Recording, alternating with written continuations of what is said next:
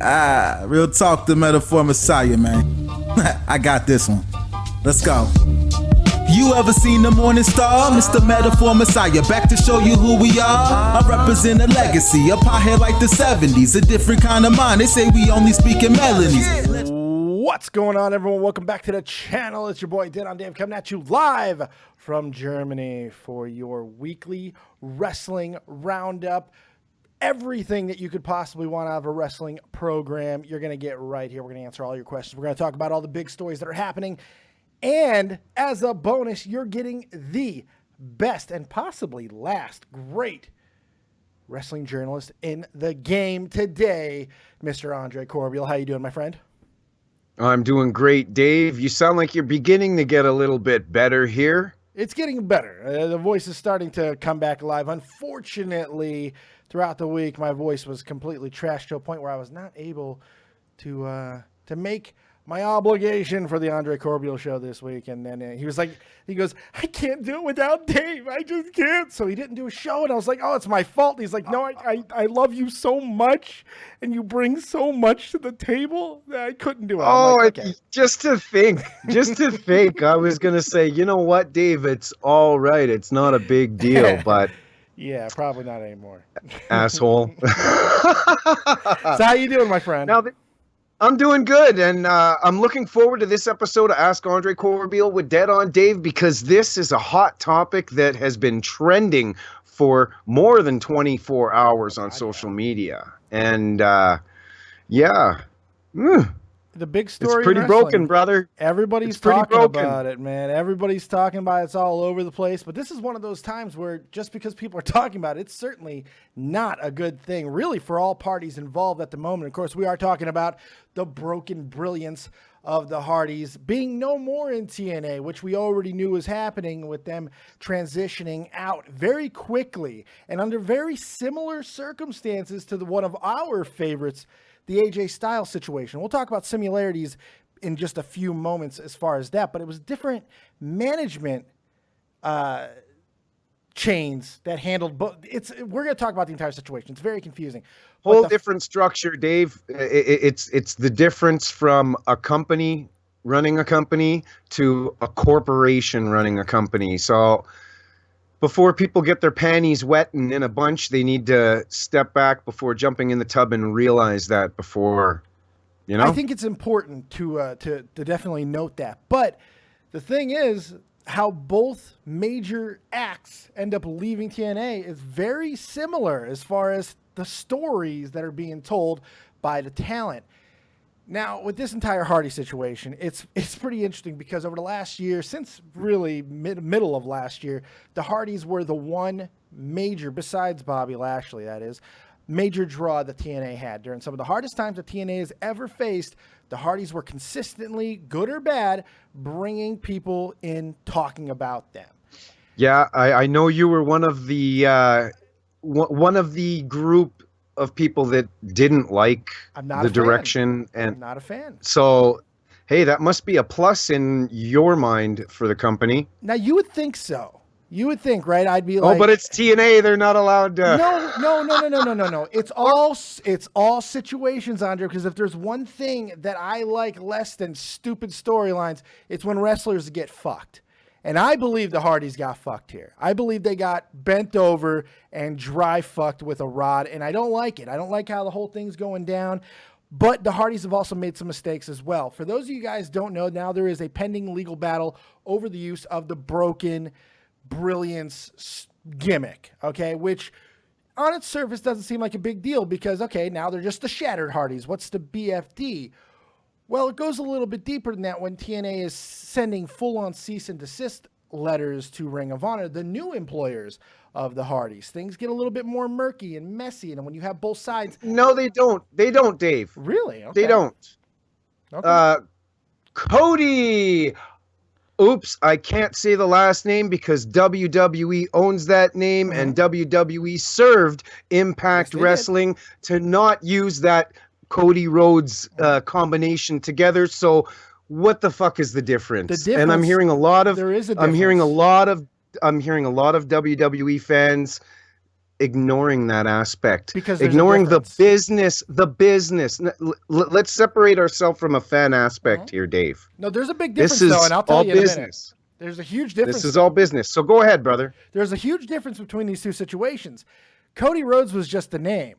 This is a full-on gimmick. This is mannerisms, movements, speech pattern. TNA is wanting the entire package, according to what the Hardys are basically trying to say at this point. So much so that Matt Hardy, only 6 days ago, and this is a problem in and of itself, Matt Hardy went and did a full-on trademark. He's trying to trademark the entire package, speech patterns, mannerisms, everything, because it's all being claimed by TNA now. Now, the bigger issue is that nobody has done this before now. And that's what people with intellectual property, that's what people with intellectual property that, after being served, that they do. That's what they do. Oh, of course. But it's locking the front door of your house when there's a threat in the neighborhood, right? It should have already been done by one of these two parties, because the question is, who created the party? Now, Ed Nordstrom, who is acting like a shady little fuckhead, I'm sorry, I don't like what he's doing publicly. He's acting like a boss, Dave. No, he's not. No. Oh, okay. No, Vince he's McMahon not. Vince McMahon has never acted it that way. It's different with WWE. Because name me a time when Vince has gone on Twitter and said goodbye to a talent and then thanked a whole other group of people for creating that gimmick. It's never happened. Like making DVDs and burying the character that the person has trouble making money over the next decade. Not the same China?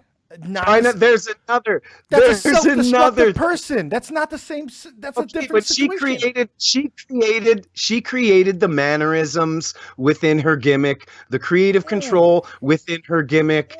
Come on, it's all the same apples and oranges, bro. No, it is apples and oranges. It might be fruit, but it certainly is apples and oranges because we're talking about different things. It is completely different things to me. And look. If the Hardy story, because Matt Hardy's story is in their contracts that they created this gimmick, and TNA can capitalize on everything that was used in that gimmick up until the time that they were terminated, which would be if he in fact did create the gimmick and it was agreed upon by both parties, that would be true. Now, TNA saying that is not true, that they have paperwork that states that they own the gimmick outright. It's their intellectual property. But nobody's proven shit yet, Andre, and that's the thing. Yes, but a corporation isn't going to make that claim publicly. Think about it. In this situation, it almost has to be. A corporation isn't going to make that.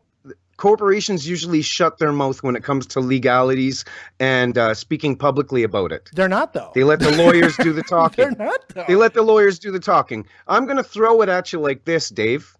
Scientist, okay? A scientist can work for a corporation, and every creation that particular scientist comes up during that bracket of time that they're working for that corporation owns everything. There's even a little portion within the contract where they specify that you cannot share any of your creations or ideas with any competitors for 2 years following departure for the company. You know where I'm going with this. Yes, but it's business. But there are the only ones only ones stirring up the pot are people looking at it from a fan's standpoint and viewpoint. Look, I'm going to go back to what I was saying about the Hardys. The Hardys are saying what they're saying is true about their paperwork. That because you're right, in most standard contracts, which this has already been admitted to not being a standard contract, Matt Hardy had way more creative control during that period of time than a lot of wrestlers get, especially in TNA. So I'm wondering, how much does he actually own? Why isn't somebody simply coming out and stating, no motherfucker, game, set, and match? And I'll tell you who's convincing me the most. When there's a dispute, they let the courts figure that out, though, Dave. That's the thing. But they're doing so much publicly. They're doing so much publicly. Nordstrom went to the lengths of thanking other people involved as a shot across the bow. Now, look, I know that there's a lot of people... No, you're getting it mixed up. Matt Hardy was the one that thanked Jeremy Borash, Billy Corgan, Paradise, and one other person for their creative genius in helping grow this character. What Ed Nordholm had said was something along the lines of, We wish the best to Matt Hardy. Thank you. And may the 7 deities guide you, leaving the brokenness behind. So that was his jab, saying, hey, you know, we wish you all the best, but you're leaving what you did here behind. TNA, but I thought I thought the part of the tweet was also with the other ones involved. So, so it was Matt. It was Matt who deflected the credit to JB and Billy Corgan and then the website Paradise. Got it wrong. Then the website got it wrong. Yeah. Okay, that's fine. Let's talk about Reby Sky, because that's an interesting. Now, you had some things to say about Miss Reby Sky, and I'll tell you, Reby had me more convinced than anybody else. We know that Reby is a pistol. She's going to go off. She's going to go a hothead. Crazy. Yep. Yeah. I don't think you look at the photos. Go ahead. Sorry, I didn't want to interrupt you there. You look at the photos from her and Matt with their last domestic dispute, where his face was all clawed and bloody around the nose and the eyes, and she had a little bit of a black eye there. She is a pistol. It's no secret. You look at her altercation with Awesome Kong and then boasting about it on social media after getting somebody fired. So look, I've never been a fan. I've never been a fan. This woman, Dave, acts and reacts before thinking. You know, when I was a little kid learning life, growing up, my parents used to often say to me, think before you speak, Andre. Yeah. And it's something myself I've always grappled with, but you can clearly see that she could have went about it delivering the same message in a more professional manner. I don't know if she could have. She was talking like an angry person from the ghetto with LOLs. Why are you laughing if you're the one venting? So you're the one that's triggered. So she's obviously triggered because, I mean, it all depends on which side of this argument that you believe. I mean, that's what it comes down to. She attacked them for saying that Jeff wasn't on the little highlight reel for the kickstart of the new era. I don't know if you watched the show this past Thursday. I watched enough of it.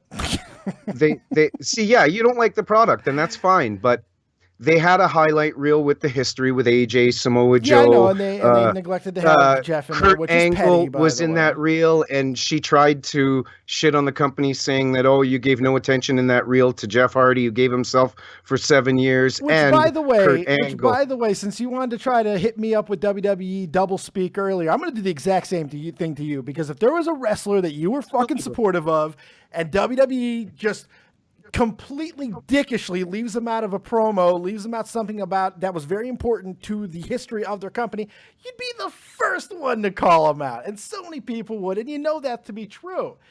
But well, if people go back and visit my video, Dave, this is petty. This is the not putting Jeff Hardy, who gave over 7 years to that company. It's petty to do. Can we at least agree on that? Yeah, and I'll even add more to that. There's another layer that's extremely petty when it pertains to Senior Benjamin, who is never under contract. Father. Yeah. Never under contract, never paid. And in my video, which I ask you guys to go check out, I post every single one of the tweets within her rant, except I think I forgot the Senior Benjamin one. Which is an important one, considering her anger. Yeah. That's her father. That's her father, man. So I could have just left that out, that I had forgotten to put that in, but I felt it important to point out my mistake, which leads to another mistake. Now, Matt Hardy tuned in and watched my report. That's where I was going to next. This was very interesting, because not only did he watch, he responded. Yes, and I said some things about her being a crazy bitch, and the man still didn't dislike the video, which is cool. He did critique me, saying that if I want to continue to be credible as a reporter doing this, I need to know little certain facts, and I did make one mistake within my facts that I tried to present in that video. Reby Hardy, I believe, was under a pay-per-appearance contract. Yeah. Now, in my video, I said she wasn't under contract because a pay-per contract isn't really an ironclad contract, but no reason to piddle over that. But Matt, clearly told me that Reby was under Impact Wrestling contract for a year. Yeah. And I just think she could have went about it in a classier way. It's her family. I can understand the anger. And look, I'm not a fan. You know this. And I have criticized the Hardys in the past. But like I said, if I see wrong and I feel that there's wrong, I'm going to speak out against it. That's just how I am. And fuck I TNA. am a fan. I am a fan of all of them. I even like Reby. I think her little nuances that she adds to the whole spectrum of the characters. It's part of the package. The piano playing. It's part of the package. Yeah, exactly. So above and beyond, none of them have blocked me on social media. It was pretty interesting what he wrote to you. I liked it. In fact, I want to read the entire statement because it's pretty interesting. And you can see this on Andre's site. Andre Corbeil right here on YouTube. Reby was under contract as a TNA employee for a year. He doesn't say exactly what year, when, if it was any time recent or anything like that. So he didn't specify himself on that, Andre, to be fair. Then he goes on to say, you got to get your stories right if you want to be credible doing this, man. I get that you're an Impact supporter and that you're cool, and that's cool, but you have no idea what's real here. I stand behind my wife 100%. Now, you are one of the most trusted people to the actual wrestlers that I've seen in a very long time. Wrestlers trust you a lot. They come to you. They do interviews with you that they don't do with other people. And I'm going to divulge something, and I think that I can. I think everything should be okay with this. I know something about you that I know is not true for a lot of people. You don't pay for interviews, ever. No. You've never once done it. Not a lot of people I've been asked. I've been asked by one person, and it was $50. Who the hell was it again? I remember. It was Larry Zbyszko. He wanted $50 from Andre Corbeil to Larryland. But yes, thank you, Dave, for pointing that out. Because it's important, because you have a sparkling reputation. You're very good with the nuances. You do get passionate, and sometimes that, but that's not, facts are usually not something you slip up on. And I don't know if you necessarily did here, because he said a year. He didn't say what year. And look, the Hardys have a long history of not getting things 100% right themselves. So what's going to happen down the line is going to be someone's going to have to provide some clear evidence, because Reby said a few other things too, which I found interesting, which also points to that contract being a little more complicated than we thought. She said under the time that Matt was performing with TNA, he never had an exclusivity clause in his contract, meaning he could have wrestled for other promotions at the same time, which is extremely odd considering the type of gimmick that he had. So important, so integral to TNA. You would think that that wouldn't be the case. So that points to being some kind of weirdness in the contract, which I'm starting to wonder how much TNA actually did have backed up 100% theirs. I have a feeling. Very interesting. I have a feeling the Hardys are going to end up owning this gimmick 100%. I don't ask me why. Some of the things that they're saying makes more sense from the Hardy side than it does from the TNA side. So many people are leaving, and they seem to be citing the exact same reasons: disrespect, things of that nature. I don't know. It's odd to me. The Vince Russo story that Vince Russo told to you, I think it was to you, or he said it on its own, about Jeff Jarrett a couple of weeks ago. Yeah. That was us on podcast 1. Unbelievably shady to me. Going to him only for the purpose of finding out his numbers for his podcast, and then going to Bruce Pritchard and bringing him in, who incidentally has one of the biggest podcasts on podcast 1. Think about this, Dave. Think about how close it was for Vince to return to Impact Wrestling. That was really close to happening. Close. You think he would have? You think he actually would have went back? Because he said I don't think so from what he's told me. Yeah, because he said he would never shill it. He said even if he would have talked to him, I'm never gonna shill that product on my podcast. All that he went through all that. The thing with Vince is he has a 5-day schedule with shows that are already structured. He'd have to change everything. He'd have to reboot everything. Jeff Lane would have to reboot everything. Across the board, it would be a hassle. I think in the end it would be worth it, but from what Vince has told me, Dave, he moved out to a cabin in the woods on a lake for a reason. He wants to distance himself from the rat race. And like he told me on air, he doesn't really picture himself frequently driving into Nashville at the airport, flying into Orlando. And, you know, you said it last week, the circus-like environment, you know? Well, at this point, why would he? You know, I mean, No. Look, I'm not the biggest Vince Russo fan in the world, but I do have an appreciation for somebody who's in a damned if you do, damned if you don't situation. Regardless of what Vince actually did bring to the wrestling world, he'll never get full credit for it, and he probably gets too much blame for the things that he was a part of that did not go right. I feel for that because it's a tough situation to be in. It really is. Ford and Chevy, baby. That's exactly what it is, Dave. In some ways. You have half of the fans that are cheering for Chevy, which is Jim Cornette, and the other half. That's the easiest way I could simplify it off the apple tree for the viewers. In some ways, certainly. Let's backtrack a little bit. Oh, go ahead, Andre. Let me say something while we're on point here. There's a gentleman on YouTube that has been covering the Cornette Russo feud pretty fairly. A friend of mine named Grapple Vision, who just lost his father at the age of 57. So I want to take this moment to send a comforting shout out to you.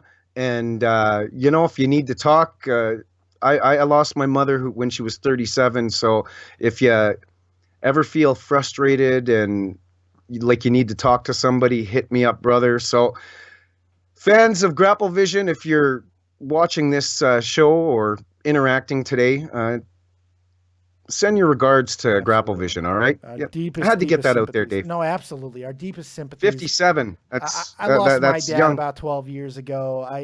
The same year I became a father, as a matter of fact, I lost my dad. Oh. So deepest sympathies, and wish nothing but the best for his family. You know, I want to backtrack a little bit to the actual contract situation because this has been talked about a little bit. And then after we get through this, then we'll go take some calls. I'm sure a lot of it's going to be Hardy related. And there's a couple other things I do want to talk about as well. The thing regarding the contract, though, Dave, is I'd like to stay neutral in that because I haven't looked at the contract with my own set of eyes. So true, and we're not going to talk about the actual contract, but. I want to ask you this, just your opinion. How did this situation happen where the Hardys were back in December, almost 100% re-signing with TNA to this big turnaround to not only to where they're gone, but now there's some extreme bad blood. You have had talent relations in the past. How does something like this happen? Walk me through where the divide, what happened here? Well, to the fan viewing in that don't really know the ongoings behind the curtain, wrestlers as independent contractors are very forthcoming and very willing to do mainly what the promoter wants them to do. You'd be shocked backstage to see how easygoing most of the situations are. Now, promoters are often open to tweaking something if a particular contractor doesn't like some specifics within that booking, and it happens. But generally, the wrestlers are pretty easygoing. Now, this went from a carnivore dinner, a.k.a. the Hardys, under Dixie Carter's regime, to a vegetarian dish. Need I say WCW and the creative control that was given in that company that ultimately led to the demise before AOL and Time Warner pulled the plug and sold to Vince McMahon? You really got to think of that, people. This is a business. The Hardys wanted 100% creative control, in which they had. It was obvious watching the show over the past 365 days that they were just creating and rolling with it. Yeah, they were. For good or bad, whether you liked it or not, that's the control that they had. For good or bad. And Matt also thought he was getting a job that ended up going to Dutch Mantel. That's something else that has been corroborated by both sides. We know that to be mainly true. The other interesting thing about it, which is kind of getting my head, I'm trying to wrap my head around it, and this is the one thing I really wanted to ask you about, the new contract setup for payments. This seems to be a big sticking point with some of the longer running, more established guys, Drew McIntyre, guys like that, Galloway, excuse me, that have ended up leaving recently, including the Miracle and Maria. They're no longer getting paid per episode. They're getting paid per date now. So, which means if you know how they do this, they, I know you do, but this is more to the fans, Andre. What they do is they have like a 3-day set, tapings, and they do like 4 episodes per day. And now, instead of getting paid per episode, the wrestlers are getting paid per date. So they're essentially getting their pay cut by a third. No. That's It's not the case? adjusted. It's adjusted. Okay. It's adjusted. So it's you not think the same. they're getting paid more for They're getting the paid day. more. Okay. But if you were to break it up into 3, depending on how many days the tapings are, I can't clarify the exact percentage or whatnot. But they did kick it up to. Otherwise, that would be a reason for the whole roster to say, you know Seems what, like fuck a lot you. of them are, you know, and the other. Well, no, Mike and Maria are done with wrestling. They're not. They returning? had announced Really? months ago. They had announced months ago that they were pretty much winding down with wrestling and wanted to chase other ventures. Now, you remember a couple weeks ago it had come out that they had decided, we'll enter talks and re-sign, but at the end didn't re-sign. No, they didn't. So obviously, like I said, they had decided to chase other ventures. I had Jay Bradley on the show, aka Aiden O'Shea, who wrestles for TNA, trained in Chicago, coming up with Maria Kanellis, and roommated with her. Was her roommate for a while, and he let me know that Maria in school was very scholastic and chased many different courses and credits and whatnot. She's going to school now, as a matter of fact. So, just like Davey Richards and Angelina Love, their end game isn't professional wrestling. They're doing it while they can. So, I don't know exactly what it was that changed Mike and Maria's mind after they had decided to come back to the table. But obviously, the predetermined decision to chase their future goals now were stronger. So that's a little bit of a different situation. Drew Galloway I have a real issue with because what he essentially did, I get it, Drew, booked all over the world, probably one of the 3 busiest independent professional wrestlers when it comes to booking dates around the world. So he doesn't need Impact Wrestling. But from what I hear, Dave, my insider sources they were going to put the strap on Drew Galloway and run it. Yes. Now, Drew chose to go wrestle for internet wrestling companies. Yes. I get it. ICW will be featured on the WWE network as Evolve as well. Drew Galloway wrestles for both promotions, so he'll get some airtime on the WWE network. He's also shown some interest in possibly going back to WWE at some point as well. He's talked about that fairly openly. So, that would be a good case financially for him, but I think there's so much water under the bridge. They built him up to be the next big thing, and then took it away from him. You know what I mean? So you factor in the injury changed everything. Sure. Just booking had a different direction by the time he was ready to go again. But I really have a problem with him deciding to go wrestle for WCPW instead of Impact. But I wish him all the best.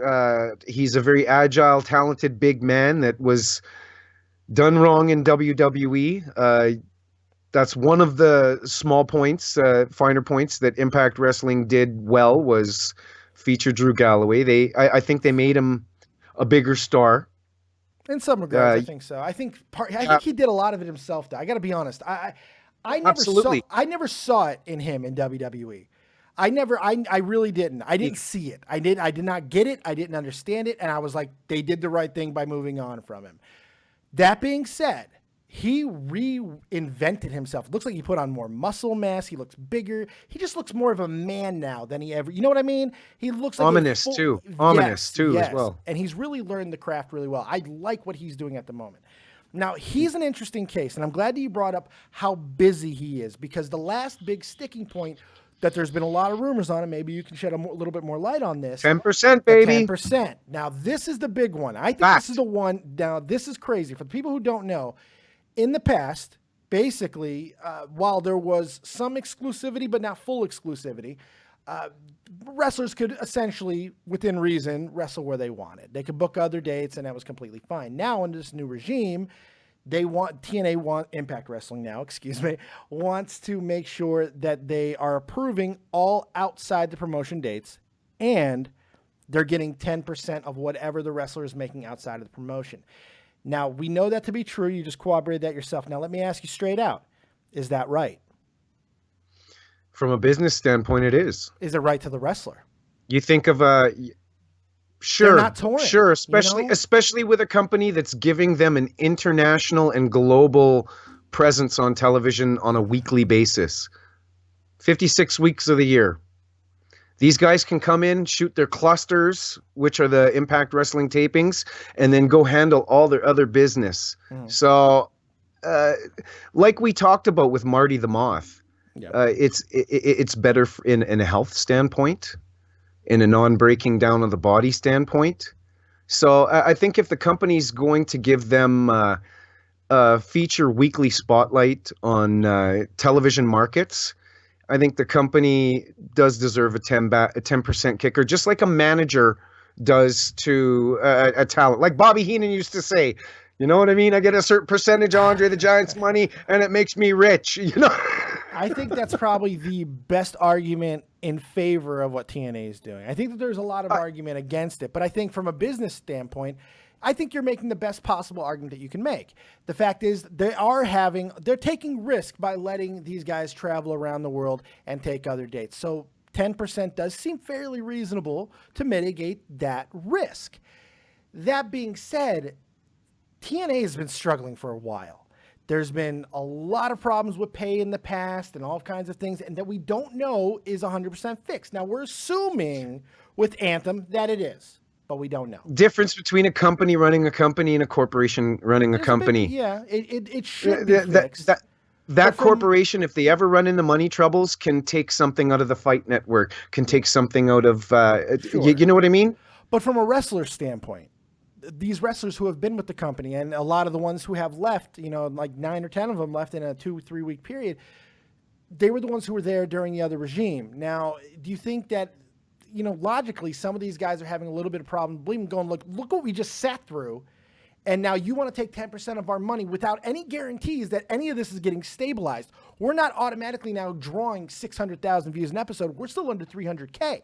So do you think that there's a little bit of resentment and anger from the wrestler standpoint, because now they're just almost overnight being asked to because the wrestling journalists and reporters that are frequenting that statistic fail to add all of the other viewership ratings that the company gets from other networks.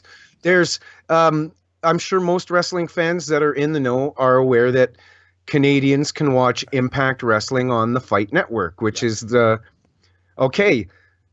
there's also a network up here called Game TV, which just started covering weekly Impact Wrestling episodes in Canada as well. You look at Sony 6 over in India. You look at, which will start next week, I believe, Sony UK, Spike UK. Yep. So those are very jaded numbers that Dave Meltzer and certain other people are citing, because they're not really adding and finding out the ratings from all of those different networks and pooling it into the ultimate rating, which is the correct, like the people in the boardroom at Anthem are going to look at all of the numbers from all of their networks, tally it all together, and that is their figure. Now, those numbers never get released. And I think I try to say this a lot, because television has changed. The way people watch it, the way people absorb it, it's just changed. So people freaking out about ratings all the time. And this is what drives me nuts about the people who go crazy with the WWE ratings. They're like, well, look at these numbers. They're the exact same as they were in 93. They're fucked. It's over. No, idiot. No, Vince is so guilty for that. Vince, Oh, he Vince really is is. so guilty for that. It's all about the ratings, the ratings. But it's clearly not, because in 93, 94, WWE was on the verge of bankruptcy. They were done. They were finished.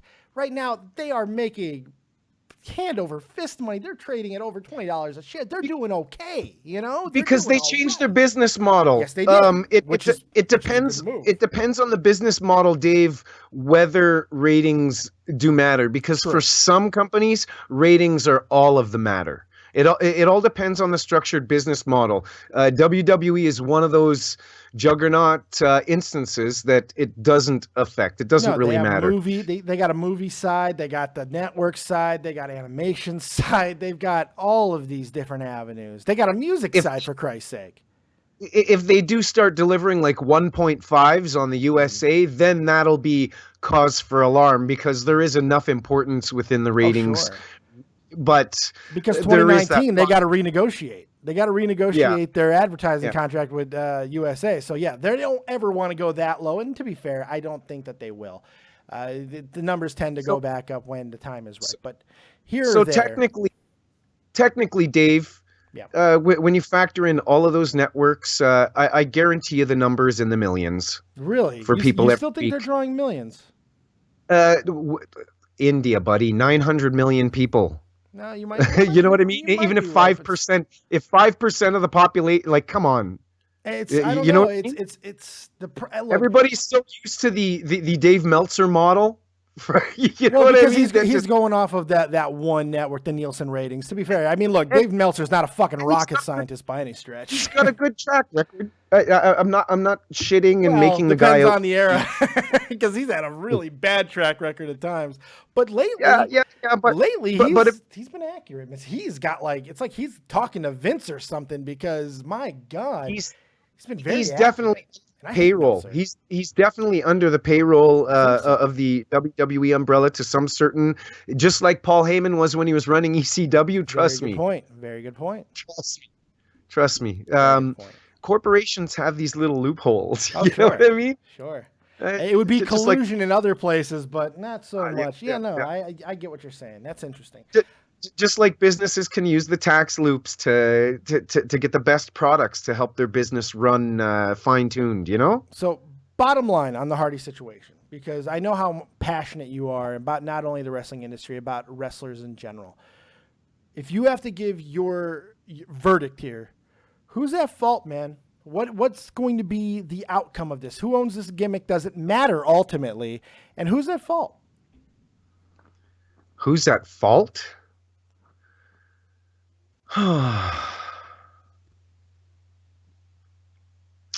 That's a real hard question to answer, because it's a regime change. It's a regime change. You know what I mean? Yeah. There was a certain standard swing of things and routine set in place under Dixie Carter's guise. Yeah, called chaos. So like when you feed your son chicken nuggets every week, and then you flip the script and change it to something that he's unfamiliar with, he's gonna revolt. And now you have a whole new waiting staff who is serving you that food as well. I mean, it's a culture shock to be. And we look.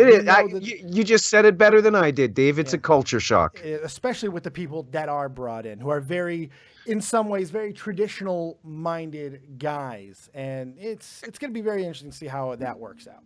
And a little insider information for the fans here. I don't have my notes or whatever, but Eli Drake, Impact Wrestling superstar, kind of like a union leader. This was interesting. Approached Jeff Jarrett after these sets of tapings.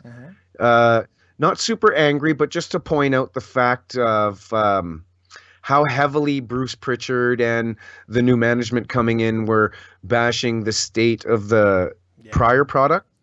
So a lot of the wrestlers over the past couple of years that have been busting their ass in the company kind of feel that in a form or a way it kind of buries their efforts. Oh, yeah. I think that's fair criticism.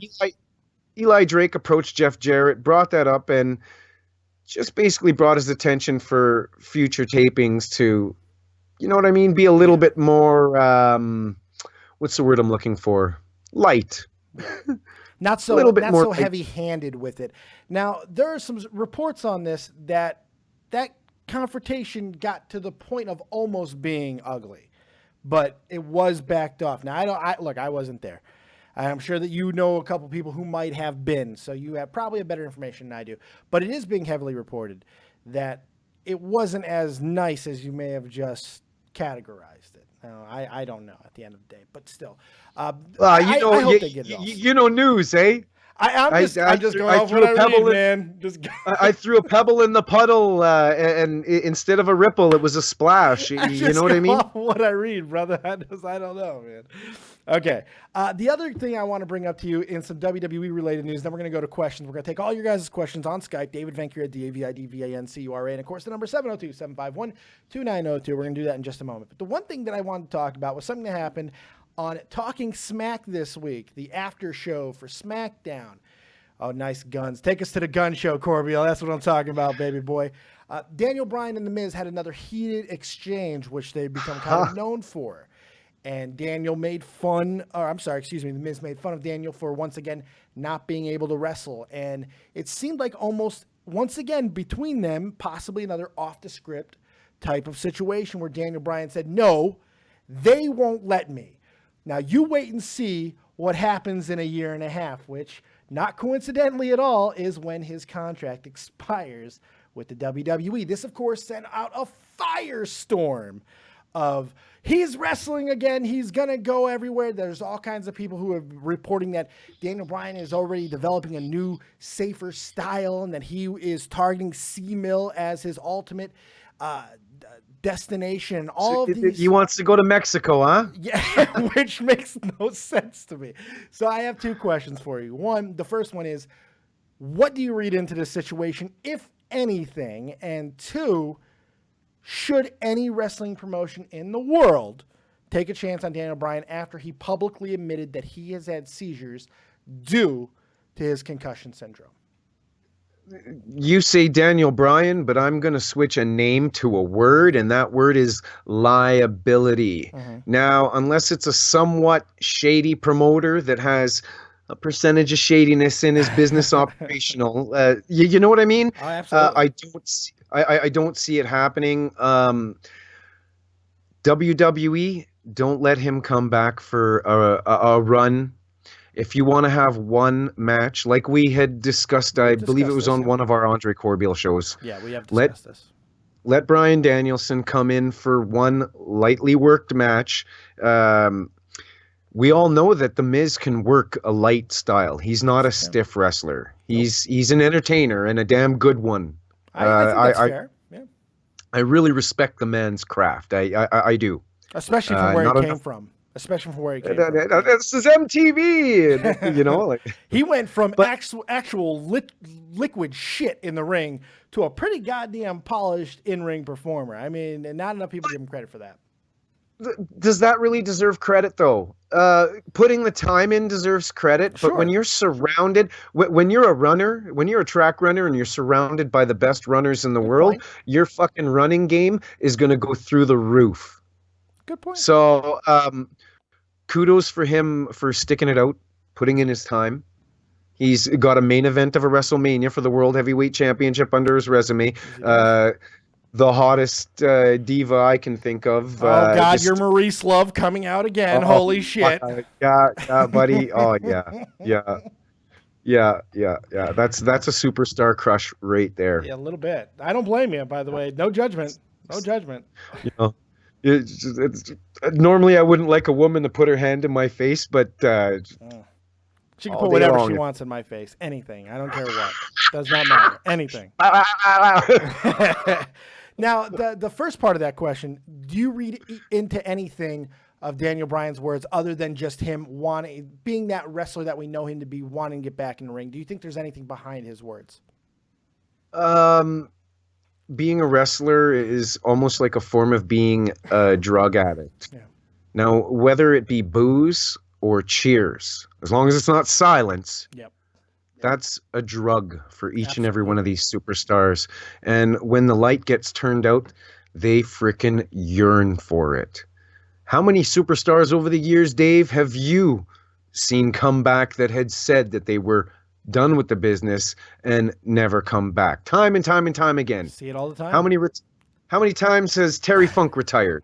How many times did Mick Foley retire? How many times did Shawn Michaels retire? You know what I mean? On and on and on and on. It is an absolute addictive drug. There's no question about it. Especially when you're the lights go down in the building.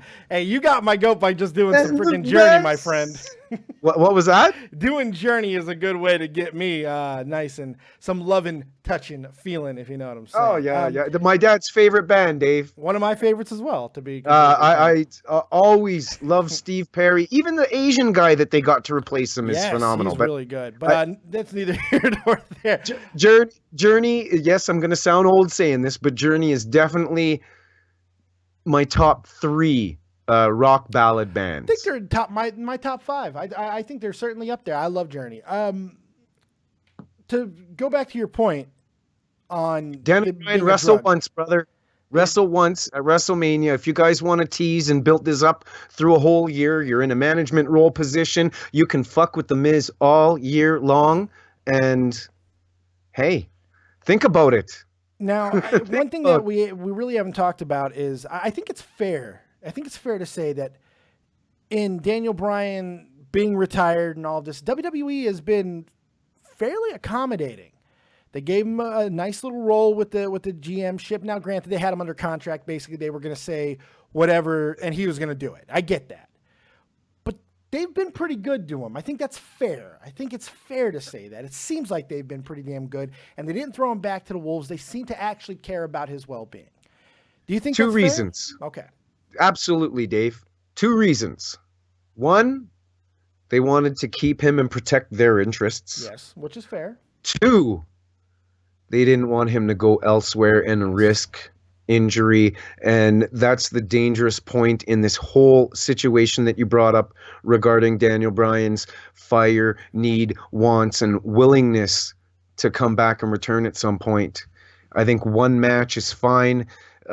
Make him the head trainer in the future. Yes. Make him the Bill DeMott of the future. He has no interest in training, it seems. It really, I mean... It'll come. It'll come. Like when he accepts that his career's over, you think that will come?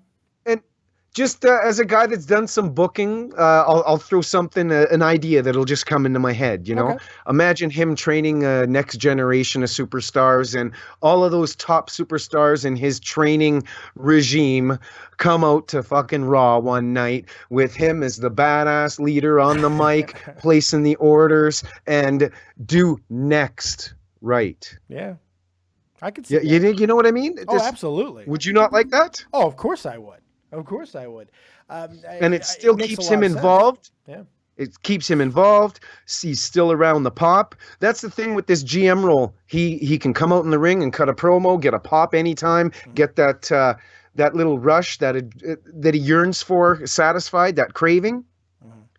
But that craving could be very dangerous, Dave. Okay. He's got to realize that he can't change up his style and go. Mean, you're hearing all these reports that he's got a style in his mind that he feels that he can wrestle and all of this stuff. Look, that drug is even feather more freestyle? addicting. Feather freestyle? when that drug is even more addicting when you're elite. And Daniel Bryan is elite. He's not good. He's not great. He's elite. In that ring. Irish whip, Dave. Yep. It's as simple as an Irish whip. Yep. It's as simple as an Irish whip reversal cross. He goes to pull someone out of the corner. They reverse it. He goes back first into those turnbuckles, and the type of injury that he has, even that can fuck him up for life. Easily. He's lucky he walked away. He needs to realize that. He needs to realize that above and beyond the desire to return to the ring. You cut almost Triple H promo right there. I kind of liked it. It kind of got me hot in the tingly bits. Let me tell you something, Daniel. I am done playing with you. I fucking love it. Oh, my God. All right, Andre, you ready to take some callers? I had to put on the suit and tie. You're going to put on the Tuesday the suit and tie. I am done creating. I love Hunter. I don't give a shit. All right, let's get some callers, man. Let's get to your guys' calls, questions, comments, hopes, dreams, quick quotes, and all those good stuff. It's time to ask the man himself. Ask Andre Corbeil. Call in now on Skype. David Vancura, DAVIDVANCURA. And, of course, that number, 702-751-2902. And ask the man, the myth, the legend himself, Andre Corbeil. We got our first caller. Let's bring him in. Leech, my good buddy. Leech is going to be here hopefully in a second. There we go. Now everything's connected. Leech, you're live with Dead on Dave and Andre. So it worked. It is great to see you two on the show together. I was not bored for 1 minute in the past 45 minutes. First off, thank you. You have a very natural dynamic together. It's very, very watchable. Dave knows, since I'm sitting in Germany at the same time. Andre probably doesn't know that. It's very late for me, so I don't really watch him a lot, but this one is really one of the best streams. Thank you. I just wanted to put that out. With you. In fact, I was getting ready. As soon as we were done with the show, I'm like going to go suck Andre's dick, like in a way you've never even seen before, because this is a great episode. I think. Babe, bring the bear spray. You're going to need something stronger than that to keep me away, Corbeil. You mush puff. Look at you. You got any questions for the one and only Mr. Corbeil? Questions? Not really. I mean, I follow Andre's stuff a bit. I found it interesting. I also saw that comment by Matt. I was very involved. I usually just watch TNA, while I do other bureau stuff when I'm back home at, when is it running? Thursdays, I think, right? Yeah, I think so. It's on Thursdays. Yeah. And I just watch it, or Friday, depends when I have time to catch up. And really, what amazes me is that everybody is talking about this contract stuff, right? Mm-hmm. When everything they need to do is they can keep the basic idea of the gimmick running, but they just have to alter it a little bit. I mean, shattered Matt Hardy. See, Exactly. I thought the same until I read about Matt's trademark filing. He went delete, erase. Specific. Look, this was not just a word filing. He filed for mannerisms, for phrases. I mean, he did the whole shebang. Now, the bigger story is, why the fuck has nobody trademarked this in the past year, either on Matt's side or TNA's side? I couldn't tell you. That's a bigger problem. That's another story. Or even the Honky Tonk Man, for that matter. You would think that Honky Tonk Are you guys aware of that? Oh, he's such a scumbag, Andre. Are you guys aware, for the fans tuning in, Honky Tonk Man, I can't cite the actual number. This is 100% true. But he owns literally dozens of wrestlers' trademarks. He does. And not all dead wrestlers either. He has actually successfully bought living wrestlers' trademarks, because they do expire, believe it or not. Screen story here tonight is trademark. And the Honky Tonk Man goes and buys them up and makes money off them. Absolutely biggest scumbag in wrestling. I'm sorry. I think it's fucking dirty. Fucking brilliant scumbag. It's brilliant. It's fucking brilliant. It's some .com shit. Don't get me wrong. Isn't that what business is built on? When you don't protect your shit, you're going to get wrecked. I mean, if you really would be interested in your trademark, you should uphold it and not let it go. That's a fair point. I had a landlord, guys. Fair point. I had a landlord that claimed, he was an old German guy, he claimed that he was the one that created the first calculator. And he brought up this monstrosity from the basement of his house, because we had the top half of his house. Yeah. And said that he lost the idea because somebody stole the patent and licensing and all of that stuff like that. Yeah. But yeah, he pulled out this big monstrosity that, it worked too. I'm sure it did. But yeah. I have a very military mindset, as we all know. I was in the Army for a long time. I have a military mindset when it comes to things like this. I just don't like... No. Brotherhood. And I just like, he's a wrestler. He went through the trenches. He drove the miles and did all of this. He knows how valuable something like that is, not only financially, but, emotionally. You don't fuck your buddies, your battle buddy's wife if your battle buddy dies, and I don't think that it's right to buy up a deceased guy's gimmick and then make money off of his name. I wonder how common that is, guys. I think it's more common than we How many soldiers end up with another common, fellow Andre. soldier's wife. Very I bet common. you. Very, and they. I Get bet the you there's a shit pretty kicked high out of percent. them. It's not. That was a very random shift in topic. It was. That's why I love Andre. We could cover it all. We could cover it all there, Yeah. Leech. We'll talk journey, Yeah. whatever. Leech, you got anything else for us? Oh yeah, the last thing about the Daniel Bryan thing. Yeah. I don't think, he has this. He is one of the smaller framed guys, put on point, right? So he relied a lot on this very impactful wrestling style to convey the fact that as a smaller guy, he was able to wrestle down guys like Batista, because he didn't have the power moves, right? He needed like this impact drop kick in the corner kind of stuff. The high knee running into the opponent kind of stuff. Yeah, kind of like an old All Japan wrestling style. Yes. It was somewhere Good in pull. between the trend. I had the feeling that he was combining somewhat the strong style kicking and the somewhat South American Mexican submission Judo? style, right? That kind of thing. And I think he couldn't even revamp himself. If he would go back into the ring and would go with a new wrestling style, it couldn't go over. I mean, nobody would believe if The Undertaker suddenly turns into the Big Show today. Did you see that bizarre style that he was saying that he was going to go to? And I believe this was not just a Total Bellas reality show scripted thing. Daniel Bryan looked convicted in this, where he started getting on the ground and moving like an animal. He very, very seriously put out this entire idea about he would create a style around animalistic type moves. And he talked about employing this against Brock fucking Lesnar, Andre. I just think a blood sport with the little monkey guy. That's jumping. exactly what it is. That's exactly what it looked like. There's a video clip of this. It's amazing. It's fucking incredible. He's nuts.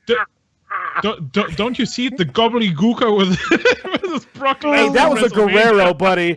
That was a Guerrero in that mask. I know, but it was just just conveying the stuff that he would be sitting there in a weird costume fighting the Beast. Oh, could you imagine? Can you imagine? Thanks for having me, guys. Hey, no problem, Leech. Yeah, thank you very much. Before you go, regarding Yes. changing styles and how hard it would be, Broken Matt Hardy is that change style and that total flippage, the high spots to low spots, Yeah, no, So it can be done. It can be done, but when the injury and getting injured again is the main factor, not only an Irish whip reversal could be devastating. A back body drop, something simple like that. a basic fall. Any flat back come bump. Come back for 125-minute light work match at WrestleMania versus The Miz. Get your little rush. Give the fans their nostalgic moment, and thank you.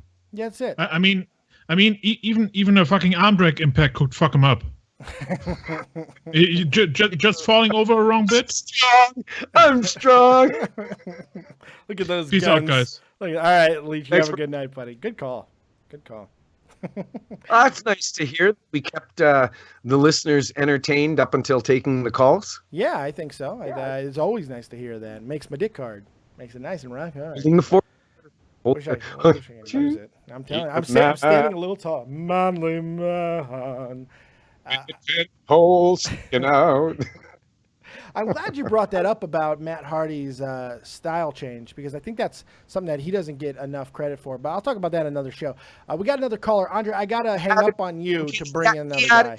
More years to his career. Oh, yeah, I would say so. I'm going to bring you right back, Andre, in 2 seconds. I gotta bring somebody else in, and because Skype sucks. I'll be right back. Well, give me 1 minute. I'm going to go refill my coffee. Just rejoin the call as soon as you come back. Right. Okay. Let's bring in Will Dillon. Will Dillon, you're live with Dead on Dave. Andre Corbeil will be right back. I'm going to bring him back in just a moment because Skype sucks dick. It is no the worries, my worst friend. thing in the world. What do you got for us, Mr. Dillon? What it is, Dave, just with like Jeff Jarrett going to Impact Wrestling, I'm not too sure about this because I don't really follow this side, but did Steve still own Global Force Wrestling? He does, and they are kind of teasing the GFW brand eventually taking over this entire situation, which I find laughable, I find ridiculous, but it is possible that it does happen at some point. There was also a shot made by Reby Sky during her many different Twitter rants about that very point, about, you know, if the people that you're pissing off are not your little GFW wrestlers who are running at your beck and call for a $25 downside, you know. So she took some shots at that as well. It's pretty interesting, man, this whole thing. But yeah, I have heard some, it seems like they're even setting it up to where that could be a very good possibility. Yeah, because I wasn't too sure if they were actually going to try and do a merge. The whole reason why they've got Jeff Jarrett in. Dutch Mantel wasn't there, was he? I'm not too sure on that. He's there now. They're all, Bruce Pritchard's brought in, Dutch Mantel, Bruce Scott Pritchard, D'Amore, right. they're all there. Man, they're all there now. So it's just a wait and see to see if they actually do it, and that's probably why Jarrett's took back over Impact. Yeah, I think partly. Look, the thing that confuses me about it, if that is actually a possibility of happening, of them going to GFW, then why not go with Billy Corgan's plan?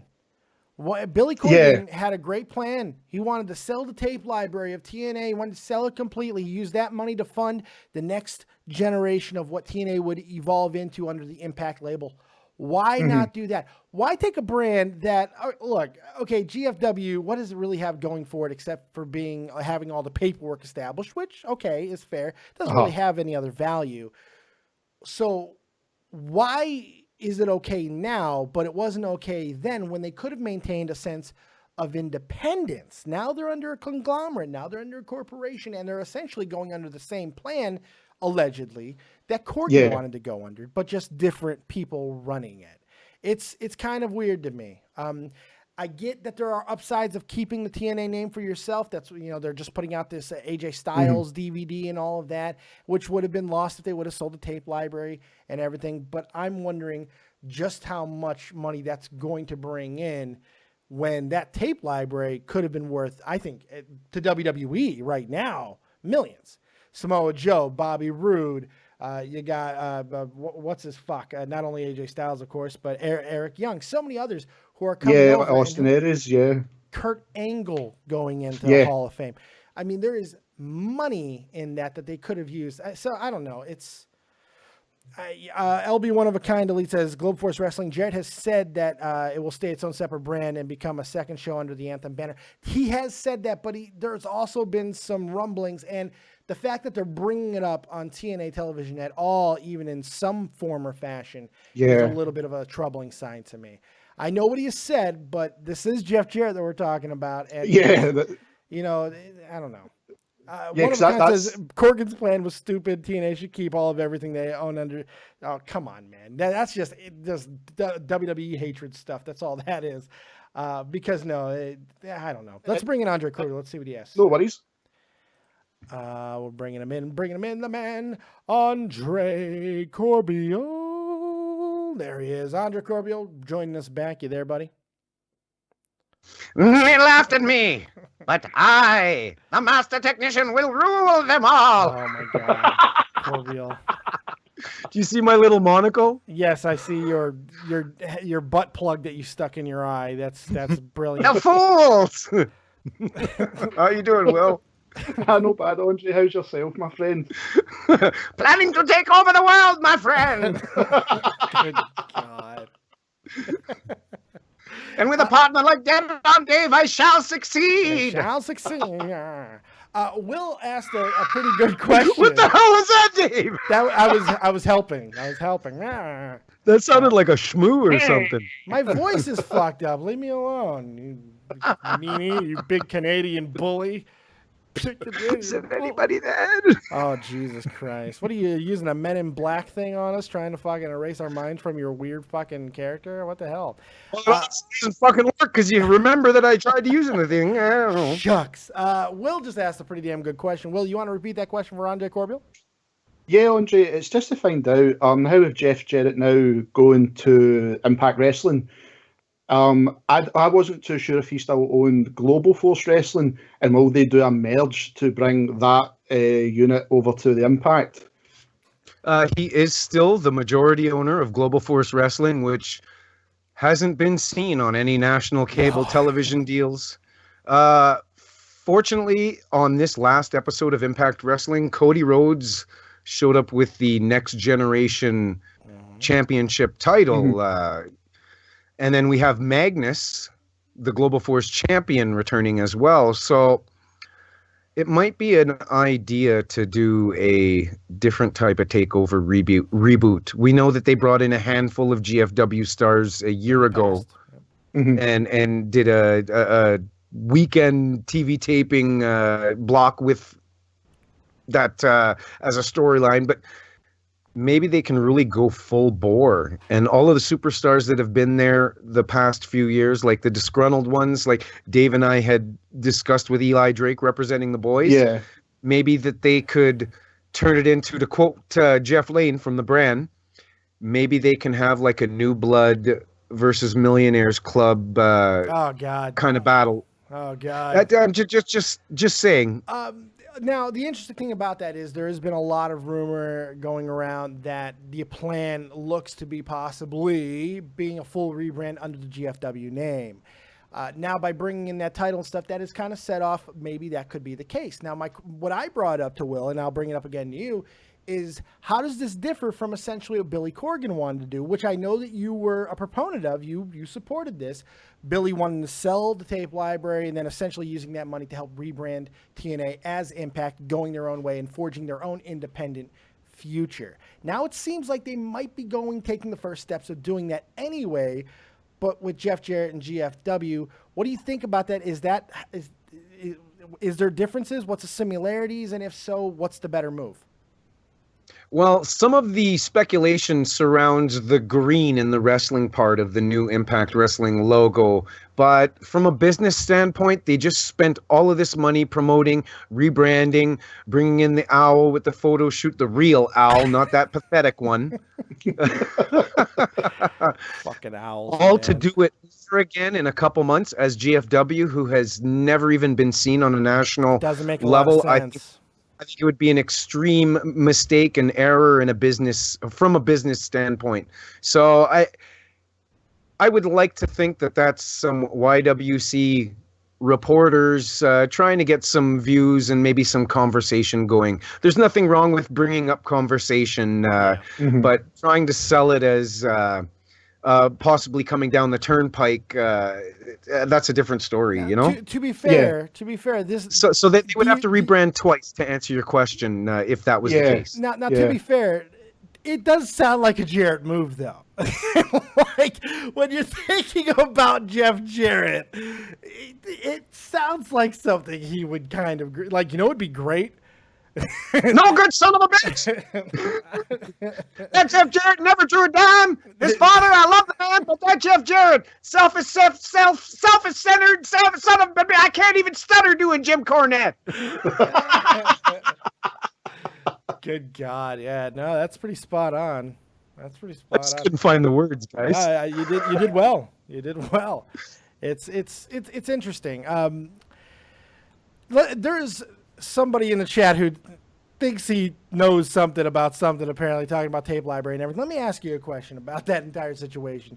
Do you think that it makes more sense for TNA to keep their previous tape library like they have ended up doing? Or do you think it would have been a better move long-term to have sold that tape library to WWE and then forge ahead with their own new existence and kind of distance themselves from, essentially a failed product? What do you think is the smarter move? Keep the content and the history for now until you blaze a path under this new regime, then consider selling the tape library. You look at the promo video, the reel that opened up Impact on Thursday. They wouldn't have been able to do that if they would have sold the tape library. Now, there can also be contractual tweaks where they could agree to sell the library to WWE under the guise that they could use certain that parts footage. Of it, yeah, some of it. Yeah, you can always tweak a contract to make both sides happy, but if you want my opinion, I think they should hold on to the tape library for a year to 2 years until they at least get out of the gate. Because you look at the Fight Network app and the Impact UK app and all of that stuff, they need this for the time being. So it would be foolish to pull the trigger right now. My counter to that, and the only counter that I have to that, would be the argument that when Billy Corgan proposed this idea, when he was still looking to be in the future of TNA, you can make the argument that the value of the TNA library was never going to be higher. Especially now that we see Kurt Angle coming into the Hall of Fame, AJ Styles being one of the biggest performers in the WWE, Bobby Roode getting ready to come up, Eric Young, Samoa Joe, more names possibly coming.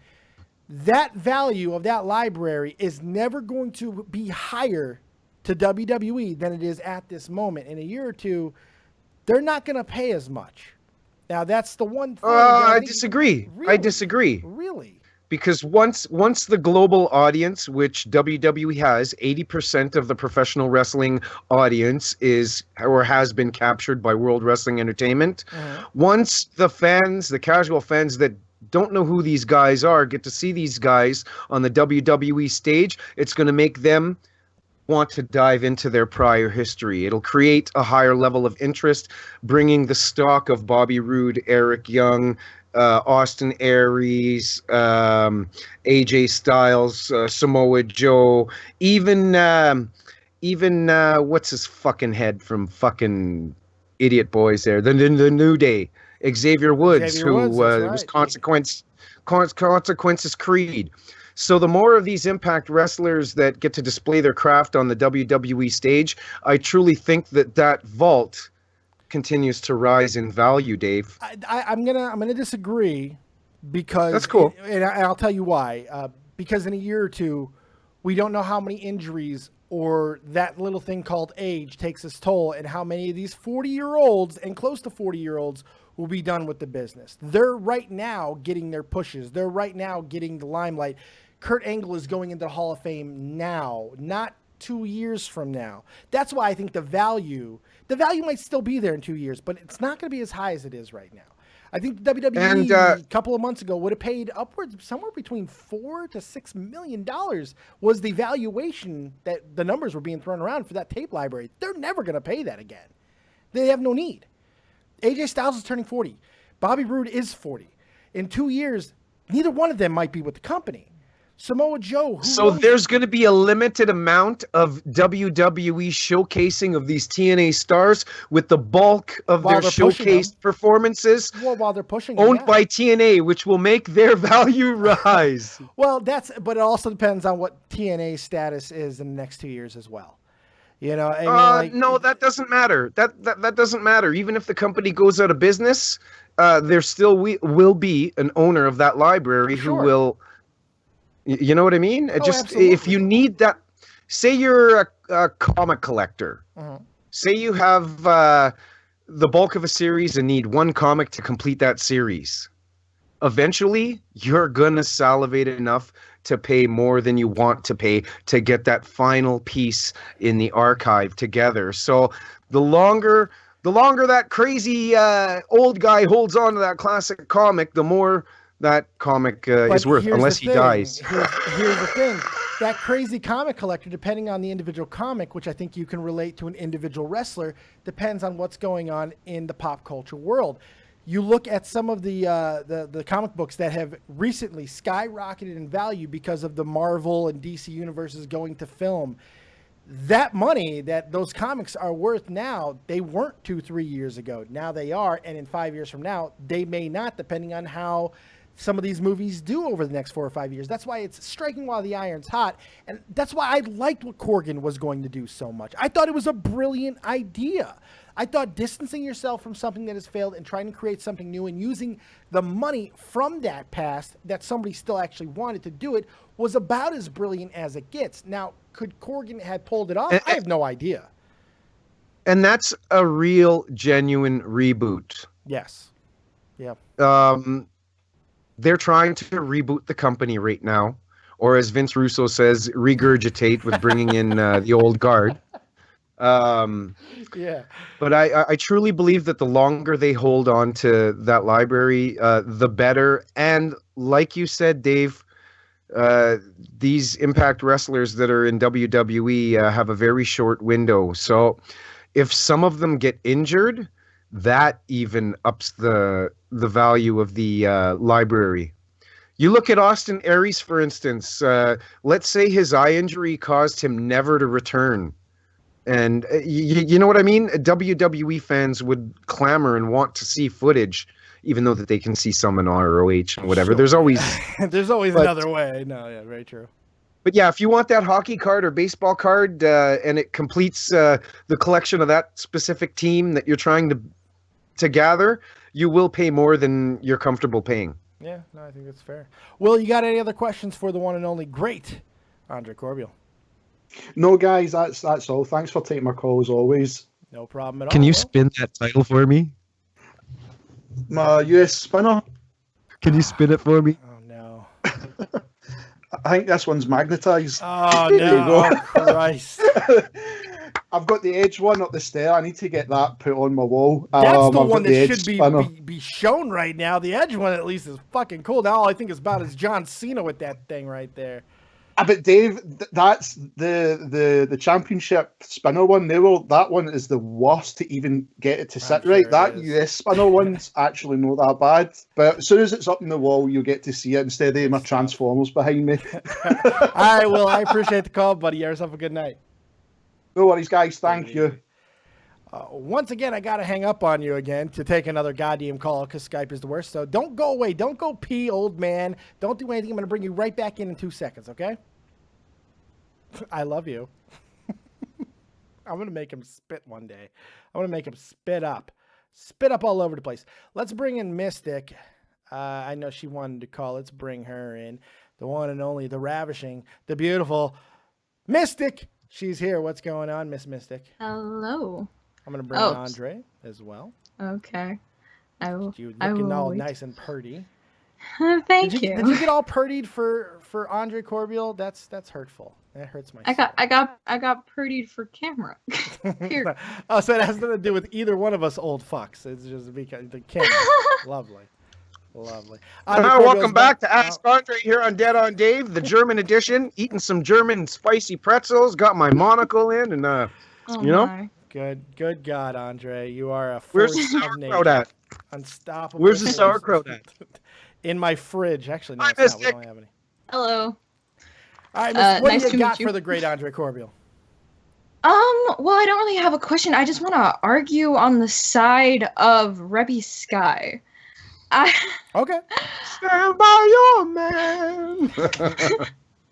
That's pretty much basically it. No, like I know where she's coming from because she's a Latina. We are very family centered, and when everyone, that's one way to put it. We're very family centered, and we're like mother bears, and that like for her that is like 10 times more since she is a mother. So when she has to get defenses, she will, and that's very evident. So I do think maybe going on a Twitter tirade was a bit much. It was a brilliant tirade, though. It was a brilliant entertaining. tirade. She had the full right to defend her man. Oh, of course. I agree. It's just some of the wording. You know, she was talking like a bully. You know what I mean? She was talking like a bully. How so? All of the fucks and Well, she bitch came off and strong. like, I mean, but that's her. you know, listen here, bitch. You know what I mean? There's better ways to get your strong message across. But much to her credit, Mystic, she was the top trender in the wrestling world on Twitter for 24 hours. she So was. you go, Reby. Very true. I Well, still like Reby. I still like Matt and Jeff. You know? I didn't realize it's been so long since I've even like looked up anything about Reby. I forgot how gorgeous that woman is. I mean, oof, man. like really. breathe, Dave. No, I'm telling Breathe. And she chose the motherhood route over her wrestling route because before she got pregnant with Maxwell, she was making her dive in Impact Wrestling. They were starting to bring her in on a regular basis and started dating Matt and got pregnant. So you look at her being pregnant again. She obviously fully embraced motherhood over her career, and that's awesome. I commend that. Probably the best thing that could have happened for them personally too, because they had some rocky patches there for a while. It was not looking good.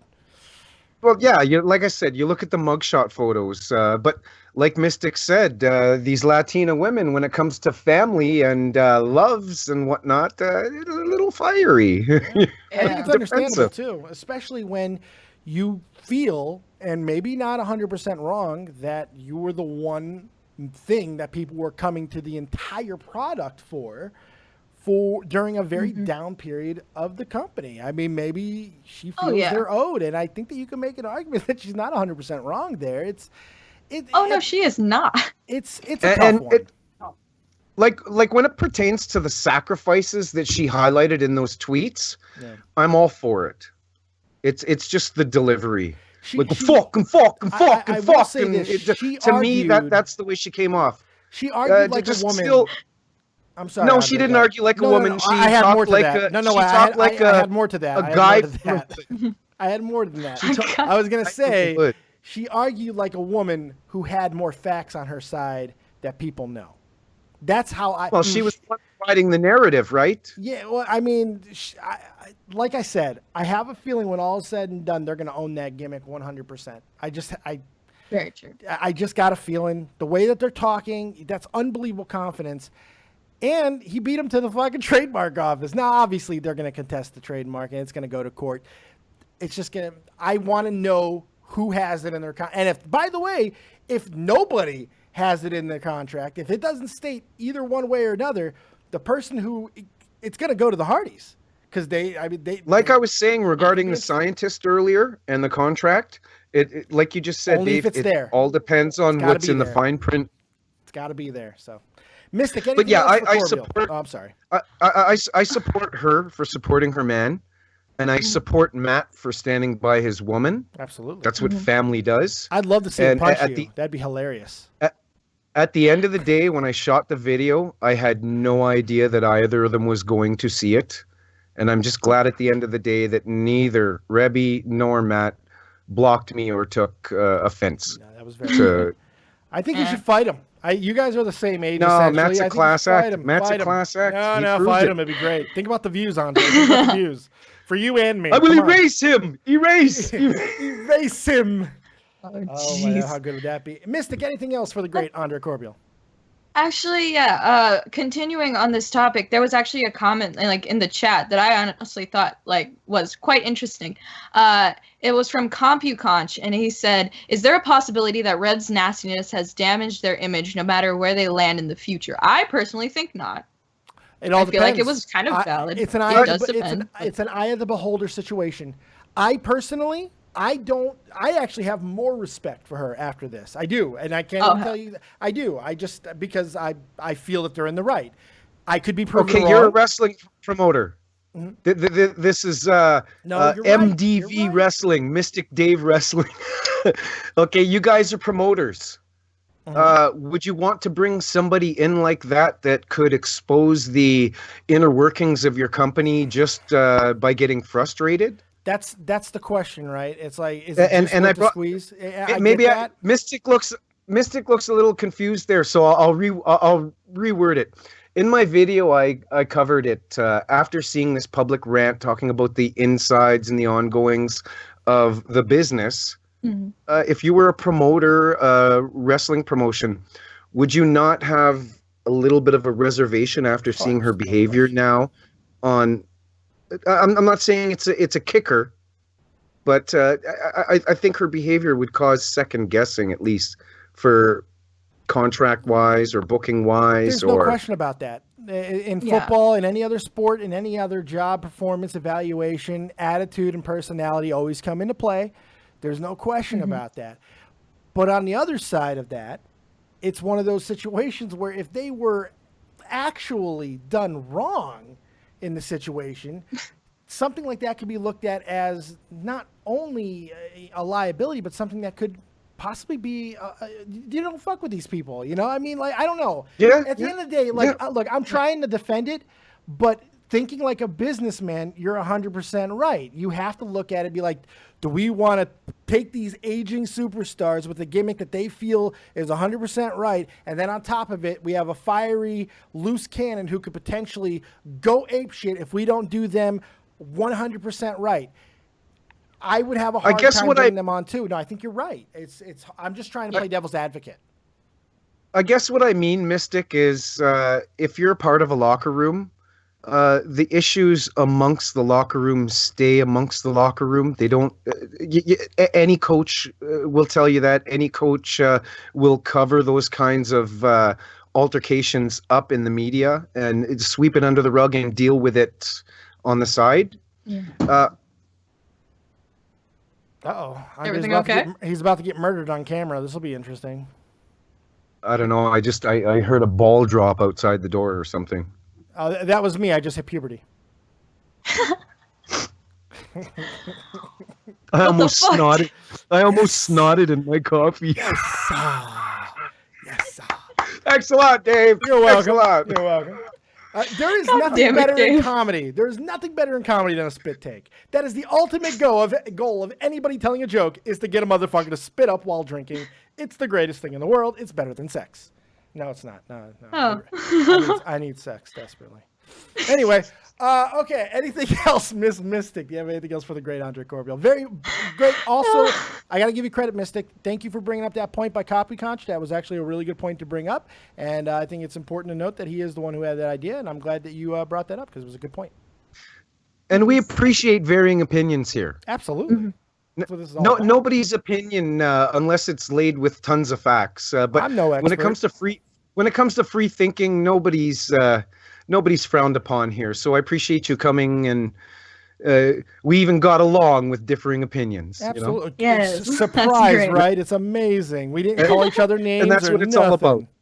We didn't say that's fake news or anything. Holy shit. We didn't throw any of those terms around. It's amazing. Fuck you, Mystic! Fuck you, Andre! I'll remember that! You and I got some beef to take care of. I hope she doesn't live in Canada. No, she doesn't. I think you're safe. Mystic, anything else? No, that's good. I'm out of questions. Fantastic, Mystic. See you again. All right. Goodbye. She's a huge wrestling fan. I love Mystic. She's always very well spoken. Very, very nice. And quite pretty. Quite pretty. Nice girl, too. How Canadian of you. That's the Canadian way of going smoking hot. No, he doesn't say that because he's Canadian. He's just a nice guy. I live with my girlfriend. You don't want to get stabbed. There are some other callers, but here's the thing. We have been on for an hour and a half. I think that we're going to wrap it up at this. People who did not get in, we'll get you next time. Skype is an absolute pain in the ass. I got to get Old Man Corbeil on Discord where we can take so many more calls. Yes, we wouldn't be able to see his beautiful face, but man, would we be able to get to a hell of a lot more callers. But Skype is an absolute cunt. Ugh, just the worst. I hate Skype so much, Andre. Ask Andre Corbeil goes Scottish momentarily. Yeah. You bloody cunt! My girlfriend was watching some show on Netflix, and I'm in the other room, and that's all I heard for like 5 minutes. You fucking cunt! You bloody! I was just like, what are you watching, babe? Holy shit! Final points. Anything that you want to hit before we go, Mr. Corbeil? Corbeil's final thoughts. I myself, wrestling fans, have a YouTube channel that you can follow at AndreCorbeil. Click the bell and get notified each and every time I upload a professional wrestling breaking news story, an independent pro wrestling match with yours truly on color commentary, or a superstar pro wrestling interview, and there's tons on my network. So all of you all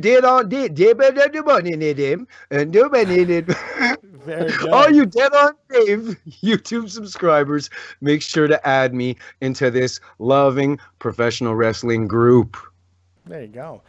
By the way, you got about an hour left, kids. If you are a subscription box enthusiast, or you are just a wrestling aficionado, like most of you should be if you're here watching us two drone on and on, you got about an hour left if you want to get this month's edition of WrestleCrate.co.uk's box, the March edition. You got about an hour, and look, These are the type of items that you can get from going with WrestleCrate. I got this shirt from Pete Dunne shirt.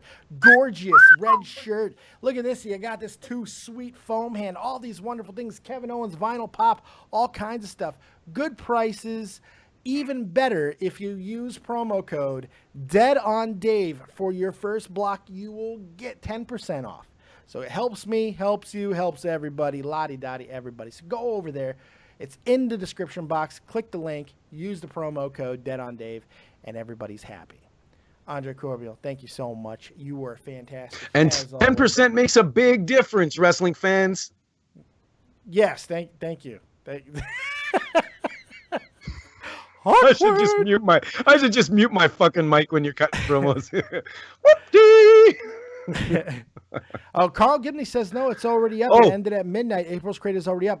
The tweet that they just sent out was that there was an hour left, so I'm going off their tweet, Carl, but I don't know. Still, if it's your first box for April, use the code. Go ahead.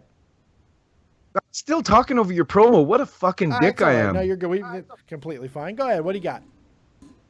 I just wanted to close the show with one emotional statement. Okay. Fuck you, Calgary Flames. Fuck you with your 10-game winning streak. The Oilers are making the playoffs. You're not going to spoil it, motherfuckers. That's some hockey rage right there. What better way to go? I would be mad about stuff, but I'm a Blackhawks fan, and life is good for us, so I don't really have anything to be upset about. Hey, you know what? What's that? We're starting to look a lot like your team, and it's in the beginning of its stages on its way to domination. You're not wrong at all. Yeah, you're not very far away. That team is looking really good.